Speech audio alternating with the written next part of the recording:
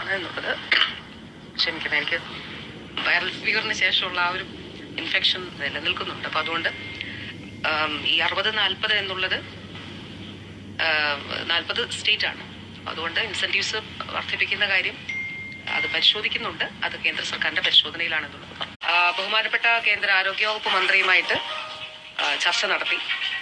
എന്റെ ഒപ്പം additional chief secretary doctor Rajan Khobragade ഉണ്ടായിരുന്നു.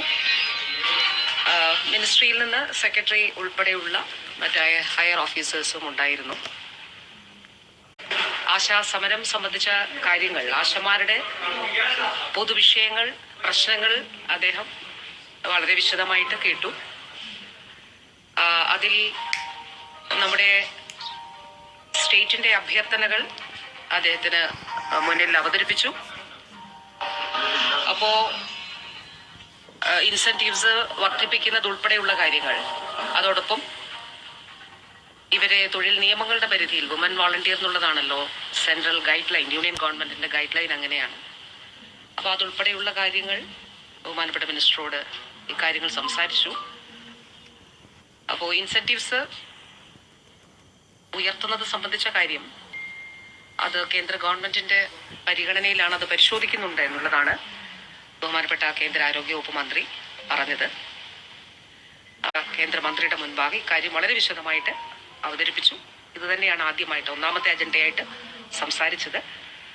അതോടൊപ്പം നമുക്ക് 2023-24 ശേഷിക്കുന്നത് നൽകുന്നത് സംബന്ധിച്ച കാര്യം അതും വളരെ പോസിറ്റീവായിട്ടാണ് അദ്ദേഹം അത് പരിഗണിച്ച് അത് വർക്കൗട്ട് ചെയ്യാനായിട്ട് പറഞ്ഞു. അപ്പോൾ കേരള സ്പെസിഫിക് ആയിട്ട് എന്താണ് ചെയ്യാൻ കഴിയുക എന്നുള്ളത് അത് പരിശോധിക്കാമെന്നുള്ളതും അദ്ദേഹം പറയുകയുണ്ടായി. അതോടൊപ്പം ഇൻസെന്റീവ്സ് എന്ന് പറയുമ്പോൾ കേന്ദ്രവും സംസ്ഥാനവും കൂടെയാണ്. 60-40 ആണ്. അതായത് 60 കേന്ദ്ര സർക്കാരും 40 സംസ്ഥാന സർക്കാരുമാണ്. അപ്പോൾ ഇക്കാര്യം കേന്ദ്രത്തിന്റെ പരിഗണനയിലാണ് എന്നുള്ളത്.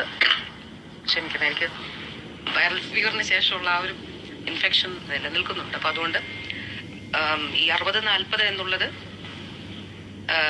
40 സ്റ്റേറ്റ് ആണ്. അതുകൊണ്ട് ഇൻസെന്റീവ്സ് വർദ്ധിപ്പിക്കുന്ന കാര്യം അത് പരിശോധിക്കുന്നുണ്ട്. അത് കേന്ദ്ര സർക്കാരിന്റെ പരിശോധനയിലാണെന്നുള്ളത്. ഈ വിഷയങ്ങൾ ബഹുമാനപ്പെട്ട, അതായത് കേന്ദ്ര സ്കീമാണല്ലോ ആശ, കേന്ദ്രാവിഷ്കൃത സ്കീമാണ് ആശ.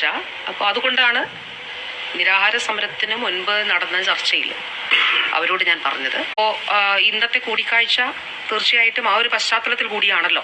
നമുക്കൊരു കേന്ദ്രാവിഷ്കൃത പദ്ധതി ആശ, അതിൽ അടിസ്ഥാനപരമായിട്ടുള്ള മാറ്റങ്ങൾ ഉണ്ടാകണം. ആ വിഷയം ഉയർത്തി ഈ വിഷയം പറഞ്ഞിരുന്നു. അപ്പോൾ അത് പരിശോധിക്കാമെന്നുള്ളത് അദ്ദേഹം പറഞ്ഞിരുന്നു.